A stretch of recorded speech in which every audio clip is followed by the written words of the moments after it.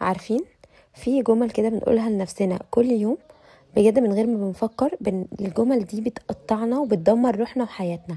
زي واحدة مثلا بتقول يا لهوي ده انا غبية، انا فاشلة، ده كل الناس احسن مني، ده انا مش كفاية، انا السبب في كل حاجة وحشة بتحصل. بس عمرك بقى فكرتي ان الجمل دي بتأثر في حياتك ازاي؟ وبتخزن، ويعني بجد بتتخزن جوانا وبتتحول لحقيقة وبنعيشها. فاللي عايزه اقوله لكم ان احنا نستاهل ان احنا نتكلم مع نفسنا بلطف شويه. نستاهل ندي نفسنا فرصه. تستاهلي تكوني جنب نفسك مش ضدها. كل ما تقولي حاجه لنفسك بجد هتحصل. يعني بدل ما تقولي مثلا انا مش هنجح، لا قولي انا بتعلم وهجرب تاني وهحاول تاني. كلامك مع نفسك بجد مش حاجه بسيطه، دي حاجه بتمشيكي طول اليوم. فخلي صوتك دايما يعني بيبنيكي مش بيكسرك.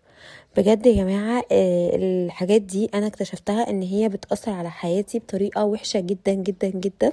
فبدل ما بقيت بتكلم مع نفسي بطريقة سلبية، بقيت بدي نفسي طاقة حلوة وأقول لأ وهجرب تاني وهحاول وكده. واختاري دايما تكوني سند لنفسك مش عدوة ليها.